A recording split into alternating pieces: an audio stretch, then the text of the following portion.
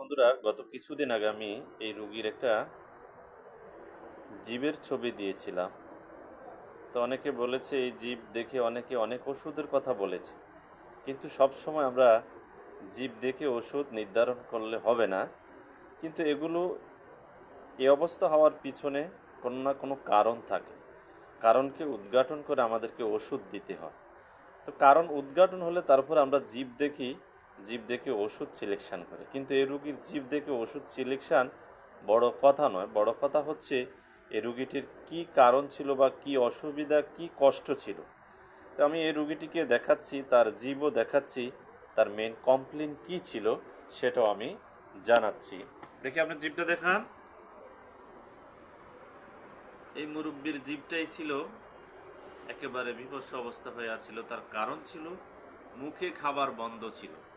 যে কোনো যন্ত্র যদি কাজ বন্ধ থাকে সেটা জং পড়ে যায়, জাং ধরে যায়। তো মুখে খাবার বন্ধ ছিল। এটা একটা অপারেশনের রোগী ছিল। নির্বাচনের কয়েকদিন আগে তার একটা পাতলা পায়খানা, ডায়রিয়া দেখা দিয়েছিল। তখন তাকে মতলব নিয়ে যাওয়া হয়। কত নিয়েছিলেন? মতলব নিয়েছিল।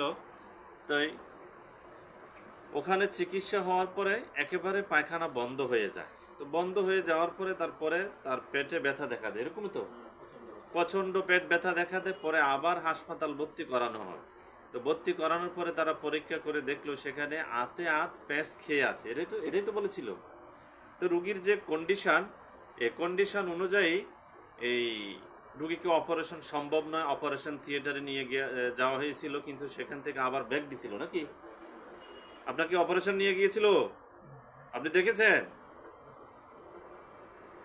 ভয় পাইছেন না? কোনো ভয় ছিল না। তাহলে সবাই বাঁচতে চায়, কিন্তু অপারেশন বাঁচার জন্য অপারেশনের জন্য প্রস্তুত ছিলেন, তারপরও মানুষ বাঁচতে চায়। তো রুগীর এই জীবের অবস্থা ছিল, মুখে খাবার বন্ধ ছিল, পেটে ব্যথা ছিল, যার কারণ খাবার দেয় নাই, কোনো প্রকার খাবার ছিল না।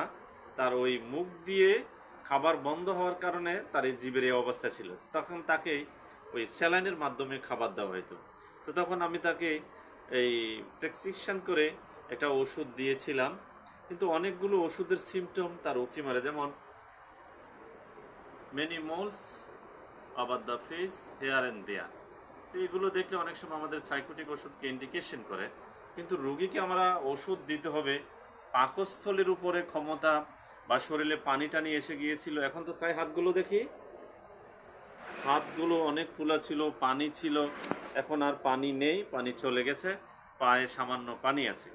এখন রুগীকে আমি যে ওষুধ দিয়েছিলাম সেটা কজেশনের উপর ওষুধ দিয়েছিলাম, এবং কিছু সিমটম নিয়ে রুগীকে ওষুধ দিয়েছিলাম। পেটে প্রচণ্ড গ্যাস, অল্প একটু খাইলে পেট ভরে যেত, পেটে বুটবাট ফুটপাট হড়হড় গড়গড় এরকম শব্দ হতো, পেট ব্যথা করতো, খাইতে পারতো না।